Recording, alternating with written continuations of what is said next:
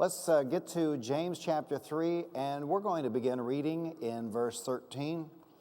And we haven't been doing much review, but the paragraph that we're about to go into in chapter 4 is built on these verses in chapter 3.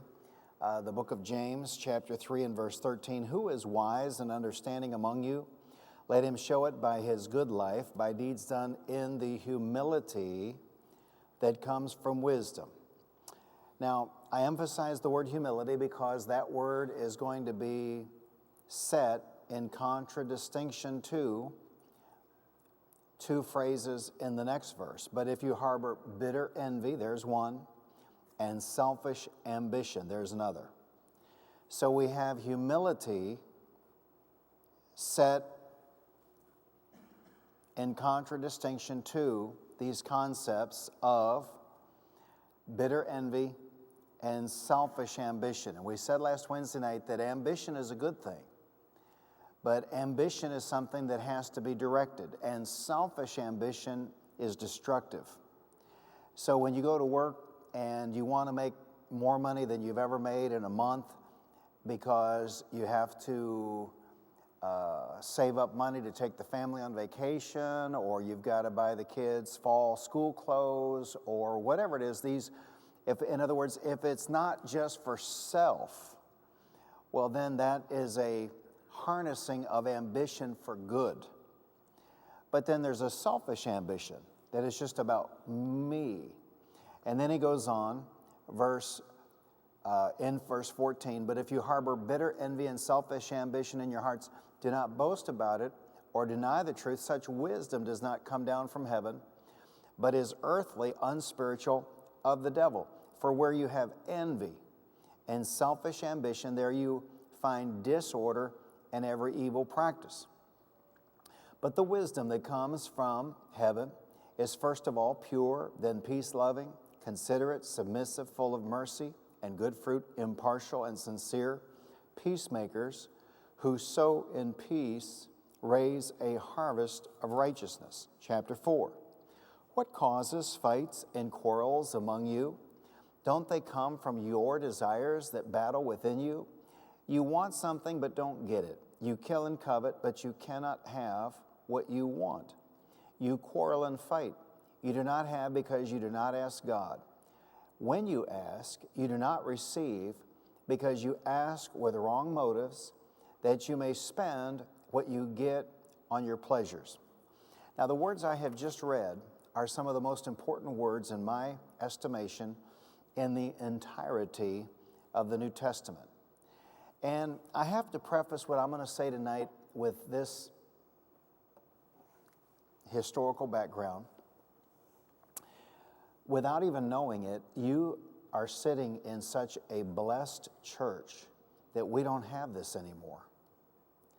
But when I was younger, and part of it is because I was younger, and part of it is that we had pioneered in a hotel and we moved into our first facility up on I-30, there was a lot of this type stuff going on. And it didn't really have to do with me so much as it had to do with people inside the church, and they wanted something. And I could never get my mind around how people could come to church and be so mean to each other and to be so cruel to each other. Now, one thing we have seen in recent years, since we moved here to 287, is in the fat days before the meltdown, we saw the same spirit, but it was manifested in a different way. We saw the same thing manifested in a different way. And the way we saw it manifested was we saw brothers taking advantage of each other financially because they wanted something, but they couldn't see their way clear to get it righteously. And if they can't, if you have some ambition and you don't see your way clear to get what you want righteously, if you're not careful, you'll go to work on getting it any way you can. A pastor friend of mine told me the story about how he was a guest speaker in a church and had a conversation with someone who is believing God for this and believing God for that with regard to his business and finances. And the guy actually used this statement. He said, well, I'm believing God, I'm going to get it by hook or crook. In other words, setting aside Christian principles. In other words, if I've got to lie or cheat or steal my way to get there, I'm just going to get there. Now, this is huge. And this has tremendous application to dating for single people, because what we're talking about is a spirit and we're talking about an attitude. And you understand, when I use the word spirit, I could be using the word spirit with regard to a literal spirit like a demon or the Spirit of God, or we all have a spirit. But the word spirit can also be used, and I use it this way, as a synonym for attitude. So we're talking about attitude. A lot of this tonight has to do with attitude. All right, so let's back up and let's start again. So humility is set up in contradistinction to these concepts of bitter envy and selfish ambition. And then down here in verse 16, he says, for where you have envy and selfish ambition, there you find disorder and every evil practice. And so we're talking about a lack of order. We're talking about these evil practices. And then in chapter 4, he says, what causes fights and quarrels among you? Don't they come from your desires that battle within you? And we don't see this anymore, thank God. I think part of it is a church comes of age, it matures, the pastor is older, the pastor matures, it just, things just kind of sort themselves out. And it's hard to believe, but when we moved from the hotel to our first facility that we built up on Interstate 30, there was a lot of this going on. And people, I used to liken it to a basketball game, and people throwing elbows and trying to knock the next guy out of position and fouling each other. Now, we're not going to go there because we're in the book of James, but the prophet Isaiah talks about muddy waters. And we preached on a sermon on muddy waters maybe 4 years back. But here's what Isaiah talked about. When the sheep would go to the tank or the pond to drink, some of the sheep would get down in there in the water and stir up the mud so that the other sheep couldn't drink. And that's what people do when they have a wrong heart, when they have a wrong spirit, when they have a wrong motive. Now, we haven't had this in the church in so long, but you may face it where you work. Kenneth Hagin always used to talk about that we had to guard our hearts, that it was so easy to get into this thing of, well, you spit on me and I'll spit on you. And we have to guard our hearts, and we have to maintain this thought at the forefront of our thinking, well, that I'm a Christian. And so if I've got somebody on the job and they're lying about me, that does not authorize me to lie about them. If they're being mean and spiteful to me, that doesn't authorize me to be mean and spiteful to them. So what that does is it really forces me back into this place where I should be anyway, of faith. See, in other words, because some things happen in life and it's just not just. Some things happen in life and it's just not fair. Well, we have to look to the Lord. And if you're in a situation like this and let's say you're here tonight and you're in school and people are picking on you, and this is so easy now with the social media, or you're here tonight and you have a job and somebody's trying to sabotage you on the job. Maybe you're trying to get a promotion. You're applying for a promotion and somebody's trying to foul you, elbow you, and knock you out of the box. Read the Psalms. This is what the Psalms are about substantially, because David was wronged by King Saul. You can't find one place where David did anything against King Saul. You can't find one place where David sinned against King Saul. But Saul had a spirit about him. And you know what the spirit was that he had? It was a spirit of envy. because David came back from battle once, and the people greeted the army of Israel coming back into Jerusalem, and they sang a song. Saul has slain his thousands, and David has slain his tens of thousands. And from that moment forward, Saul made up his mind to kill David. So it's a thing having to do with envy. I think maybe part of it is when we pioneered the church, let's see, 1984, I would have been 28 years old. And so part of it is as God began to bless. You know, when you have a little tiny deal, nobody pays much attention. But as God began to bless, well, I think that jealousy pops up. I think envy pops up. And it wasn't really so much directed at me, although some of it was, but you would have one singer jealous about another singer. You would have a piano player jealous about another piano player. You'd have a children's church worker jealous about another children's church worker. I mean, it was unbelievable. I mean, it was several years of just running around putting out fires and trying to. I remember standing up and teaching from the Apostle Paul, where Paul encourages those two women to just get along with each other. And, you know, teaching and preaching about peace and all of this type stuff. I'm telling you, where you have envy and selfish ambition, you have every evil practice, and you have disorder. And it's a mess. All right, since we don't have that in the church anymore, hardly that I know of, and if you know of it, don't tell me about it, because I don't want to know about it. But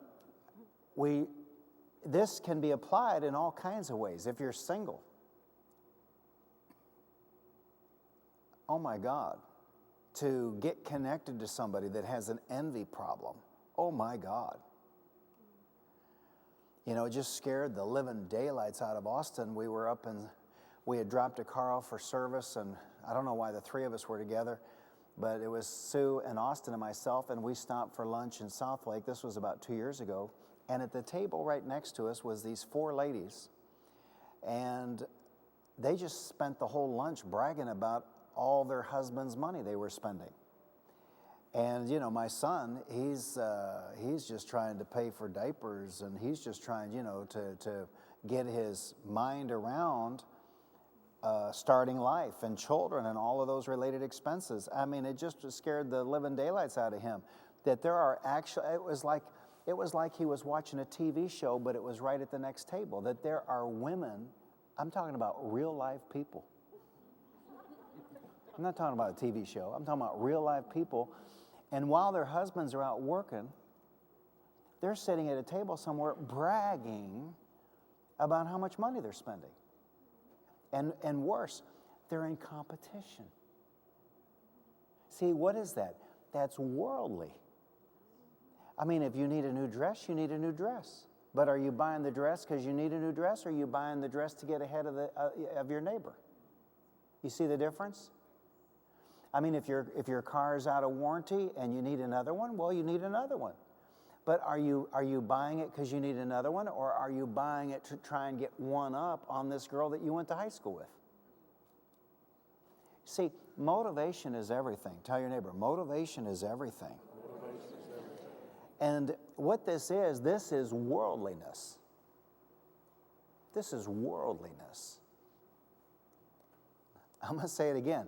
This is worldliness. I mean, tonight I've got a pair of alligator shoes on. Actually, yeah, they're alligator. I mean, they're not crocodile. And so somebody might say, well, I'd like a pair. Well, that's fine. But you shouldn't get something. Back at I-30, I had guys that couldn't afford alligator shoes, buying alligator shoes, because they thought that meant they had faith. If you bought your alligator shoes on a credit card that you can't make the payments on, that's not faith. That's foolishness. Do you see the difference? So we have to evaluate motives. And with your children, oh my God. Because if you don't keep a hand on your children and they develop a wrong heart, a wrong spirit, a wrong attitude, oh my God, this could carry all the way through their lives and be destructive.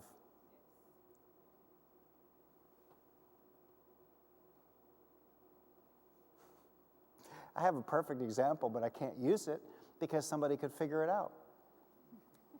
But I mean, the things that people say to other people.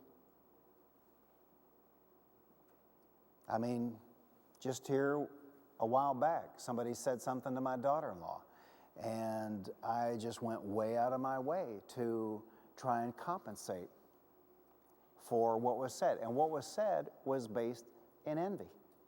What was said was based in jealousy. Now, see, the people aren't brave enough. I'm 57. When I was 37, they might have come up and tried to pull some of this, but not at 57. See that silver?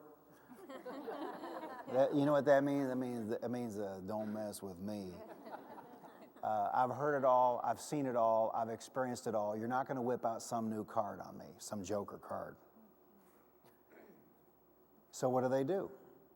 Well, they'll pick on Austin. Or they'll pick on my daughter-in-law. That's what they do. But what's it based in? The point is not these examples. The point is, what's it based in? It's based in envy and selfish ambition. See? Here's the bottom line. People want what you got, but they don't want to do what you did to get what you got. That's the bottom line. But then there's another factor. And we don't face it anymore, but there's another factor, and we faced it in the early days at I-30, and it's something that nothing can be done about. Nothing can be done about it. And that is, the gifts and callings of God are without repentance. I'm called by God, and nothing can be done about it. I could hide. I could change my name. I could go live in a cabin. And there's no way I could escape being called. On the other side of the coin, there are people who are not called. And they can get singing lessons, they can take piano lessons, they can go to Bible school, they can take preaching classes, they can do all kinds of stuff. But you know what? If they don't have it, they don't have it. And they can pretend all they want, but if they don't have it, they don't have it. Can you see that? And there's really nothing so sad, so pitiful, as somebody who just flat doesn't have it, trying to pastor or be an evangelist or whatever it is they're trying to do. It's just pitiful. It's like a man chasing a woman that doesn't want him. It's just unproductive and unfruitful. It leads nowhere.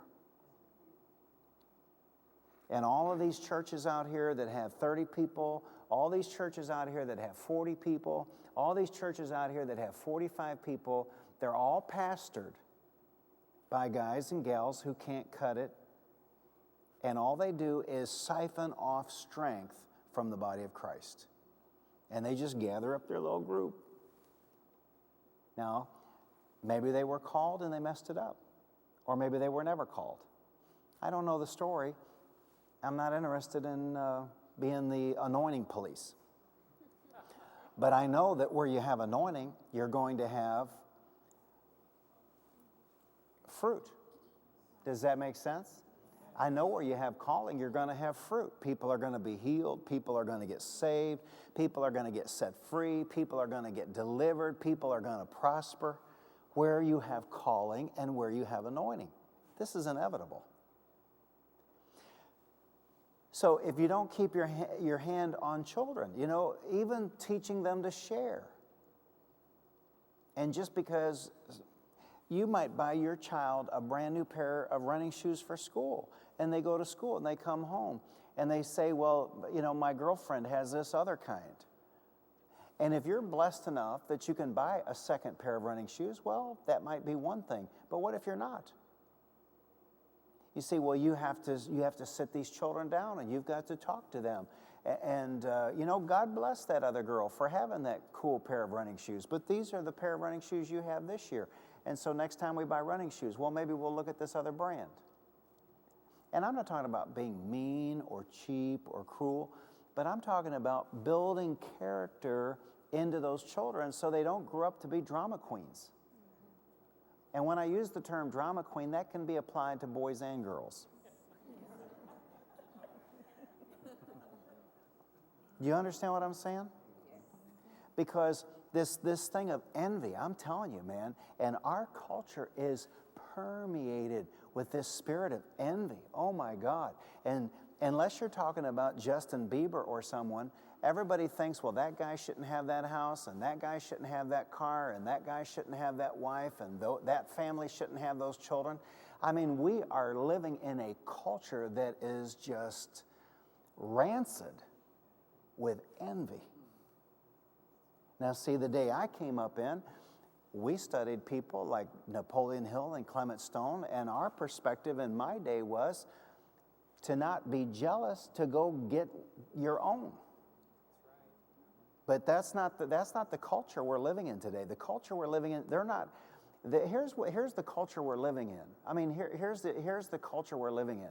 I stayed in school, I got a bachelor's degree, I got a master's degree, I got a doctorate, but we live in a culture where the guy who dropped out of school and never even got a high school degree thinks he's entitled to everything I've got. That's the culture we're living in tonight.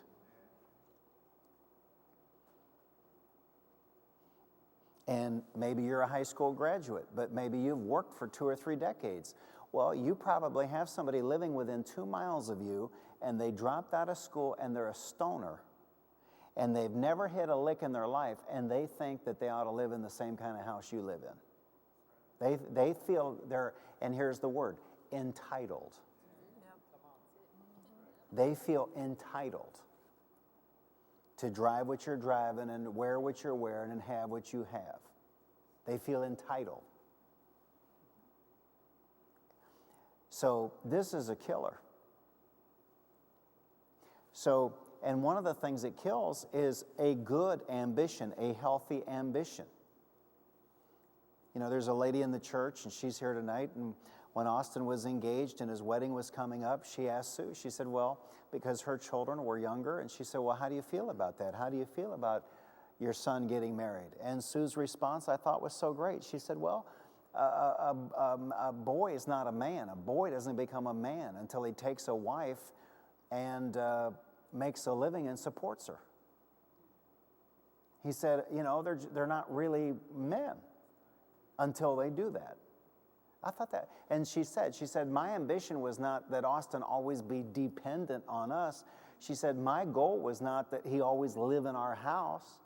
My goal was that he be a man. And I thought that answer was so great, because let me tell you, when you part with your children, it's a big deal. It's not easy. But you want them to grow up. You want them to succeed. You want them to prosper. And here's the bottom line, and I'm back to envy. You want them to have their own life.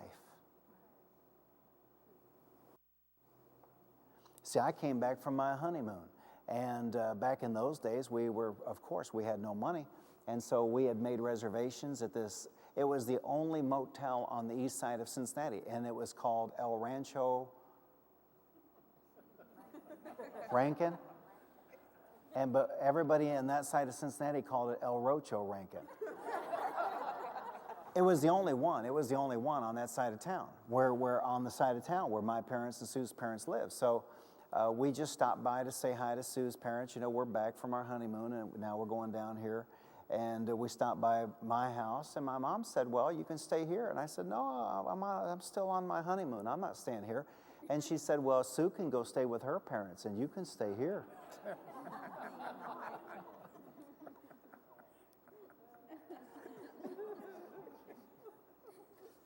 Control. See?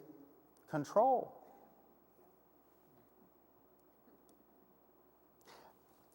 What James is talking about can be applied in 1,000 ways. And let me tell you what, another spirit in this culture tonight is control. They want to control everything. They, who's they? people who want to control everything. When have I ever asked you to do anything? Have I ever asked you to do anything? Have I ever asked you to do anything? Have I ever asked you to give anything? Have I ever asked you to do anything? Have I ever told you what to do? No, no, no, no. See, I'm not into control. Control is ungodly. So, and my son's here, you can verify with him. I don't go over there unannounced. I don't text or call unless it has to do with work or something we're both interested in. I don't harass my children. I'm not trying to control my children. I don't tell them where to eat. I don't tell them what to do. I don't.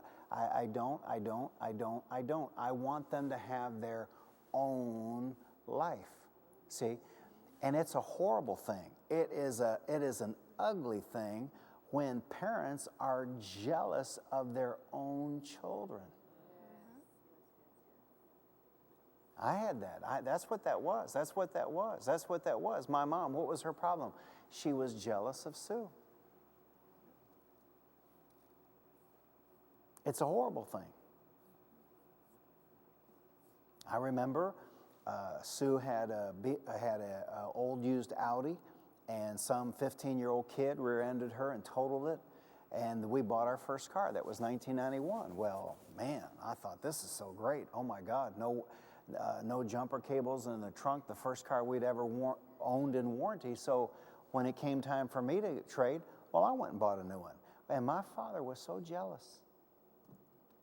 Jealous. Why would you be jealous of your son? Why would you be jealous of your children? I mean, if they become rich and they live in a big house, well, maybe they'll let you come visit. But why would you be jealous? Don't you see? That's a wicked thing.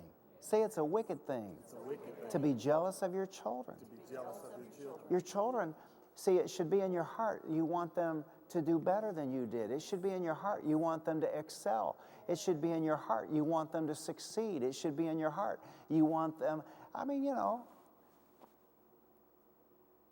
I was happy for the choice my son made in a bride. I was happy in the choice my daughter made in a husband. I mean, I'm happy for them. I'm happy for them. And I'm not telling them what to do. I don't tell them, if they want to be told what to eat, they can check with their mother. I don't tell them, I don't tell them what to eat. I don't tell them where to go. I don't tell them what to wear. I don't tell them anything. My job is to be a blessing. My job is not to control, not to be jealous, not to be controlling. My job is to be a blessing.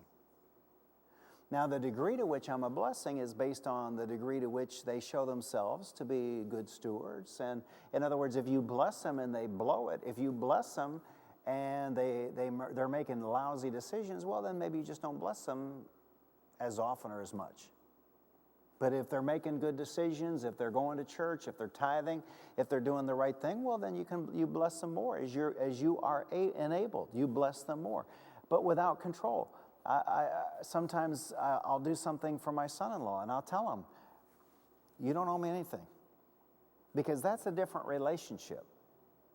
You see, my relationship with my son, well, he's got 31 years experience with dealing with me. My daughter's got 27 years experience dealing with me. My daughter-in-law grew up in this church. She knows me, cover to cover. But my son-in-law didn't grow up in this church. That's a little different relationship. And so if I'm a blessing, which I want to be a blessing, I'll come back and I'll tell him, you don't owe me anything, and I'm not going to ask you to do anything. See, in other words, I want him to understand this is not about control. This is about blessing. You see the difference? Now, let me give you a couple of illustrations. When Abraham's wife died, Sarah, I believe it was the King Abimelech, he wanted to bury her. His favorite spot was near those trees of Mamre, M-A-M-R-E. And the land was owned by King Abimelech. And Abraham said, I want to buy, I think it was a cave, if I remember right.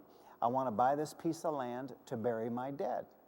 And King Abimelech said, oh, no, there can't be any financial transaction between us. Let me give you the land. But Abraham insisted. So what you're talking about is you're talking about an attitude, a spirit of demeanor. I think it was 3 Sundays ago I used the illustration. David had committed a sin. He had done a census of the people, and they were specifically forbidden by God of doing a census, counting the people. But he did it, and there was a plague, and he needed to offer a sacrifice. And the place where he happened to be was owned by another man. And when the man heard that David wanted to offer sacrifice, the man offered David the land, the threshing floor. There happened to be a threshing floor there. Offered him the threshing floor, offered him an ox to use as a sacrifice. But David said no. He said, I will not offer a sacrifice to the Lord that costs me nothing. So what are we talking about? An attitude. All right, if I'm really walking in faith, then I don't need yours. Let me run that by again. If I'm really walking in faith, I don't need yours. I don't need your wife. I don't need your car. I don't need your job. I don't need your money if I'm really walking in faith.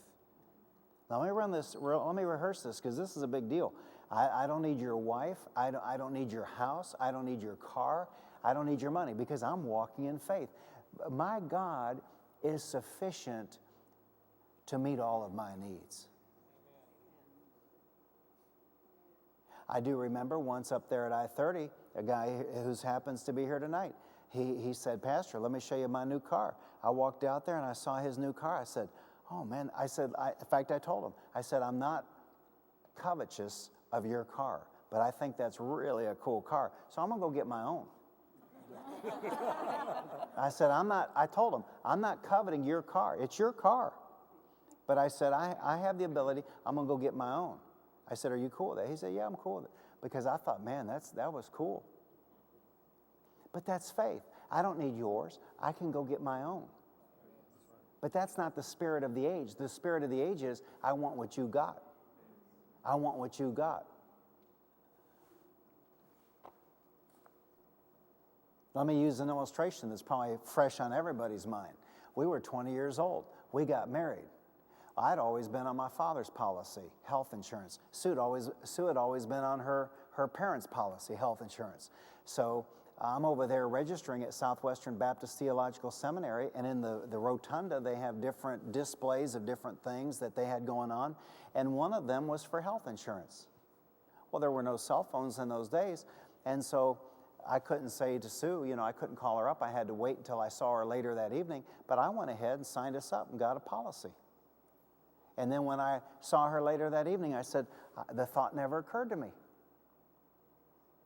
I said, I never even thought about it. But I said, we're married, so I'm off my parents' policy. You're off your parents' policy. And so we bought a policy.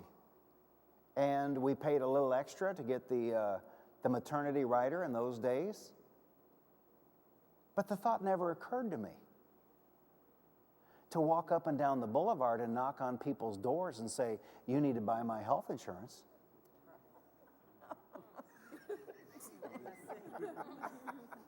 I mean, what the H-E-L-L?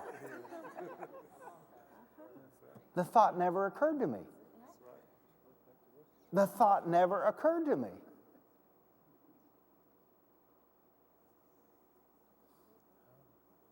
I mean, when Austin was born and we were facing a $3,000 deductible at the Harris Hospital, the thought never occurred to me to go up and down the boulevard and knock on people's doors and say, you need to pay for my baby. You need to pay for my grocery bill. You need to pay this. You need to pay that. I mean, this is the culture we're living in.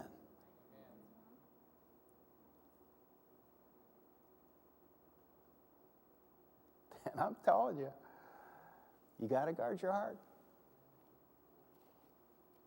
You see somebody on that stage,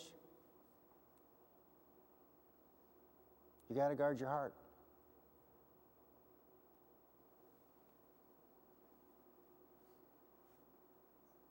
I had a guy work for me once.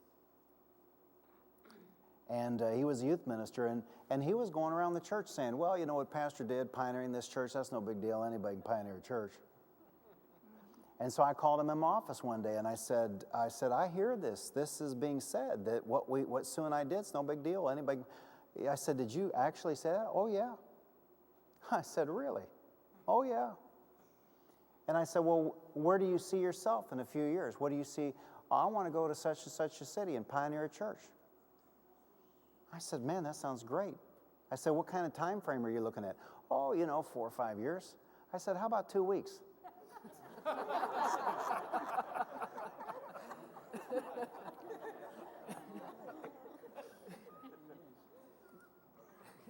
Yeah, that's who you're looking at tonight and who you're talking to. Yeah, I said, how about 2 weeks? And sadly, it wasn't as easy as he thought. Because it wasn't that many months later, literally,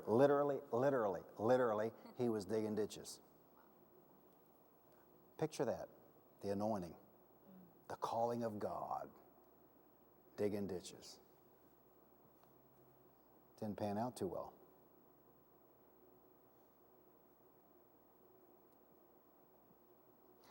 Envy's a killer. Jealousy's a killer. Say it out loud. My great God, is so wonderful, so loving, so fabulous. He will meet the desires of my heart.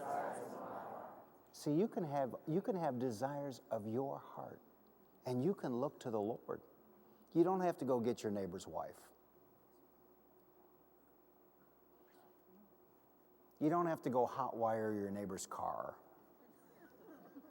You don't need to go steal your neighbor's health insurance.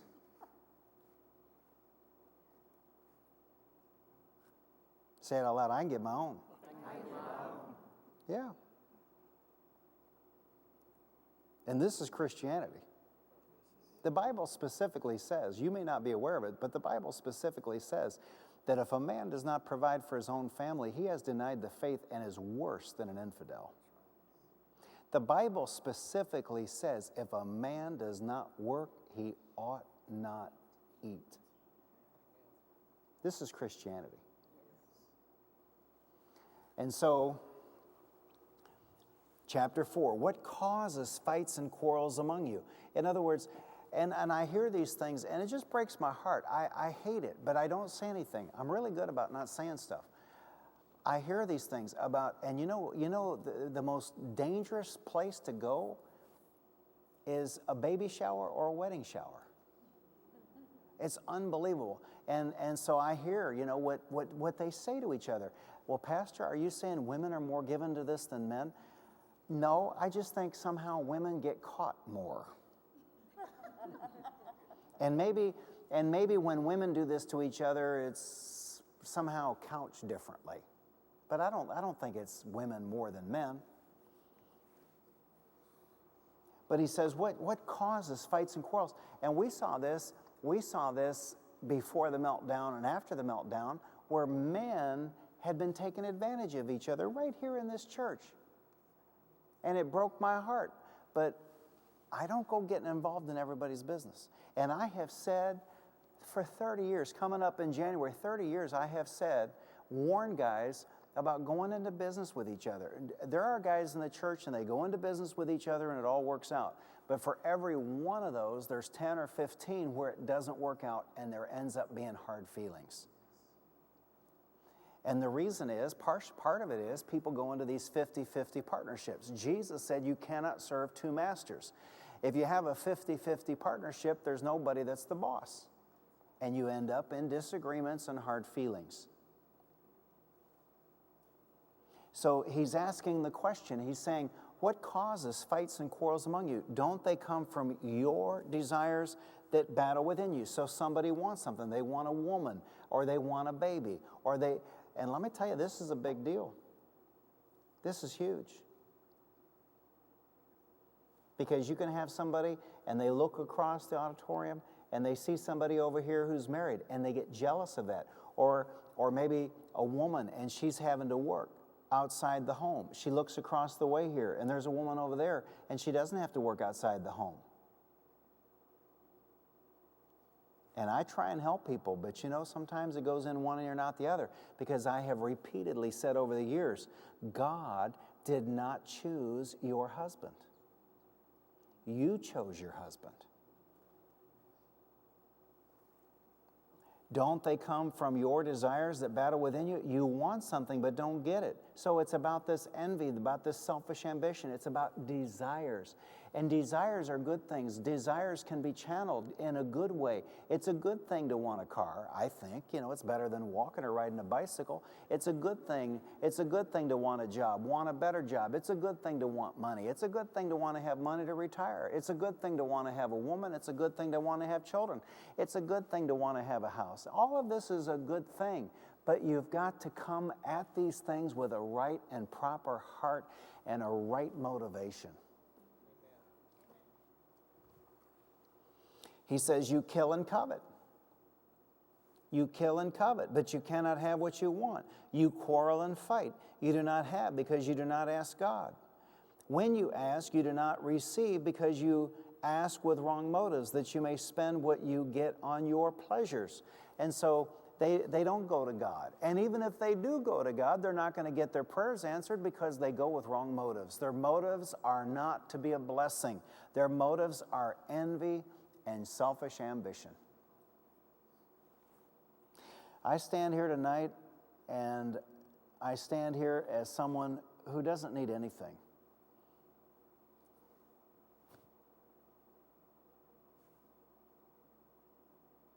And I haven't needed anything in a long time. It's been a long time. But I keep striving. Why do I keep striving? Well, I want to be a blessing to my wife. I want to be a blessing to my children. Think about it. It was only a few years ago, I pastored a church at Interstate 30 and Fielder Road, and I had no debt on the building. I had no debt on my house. I had no debt on cars.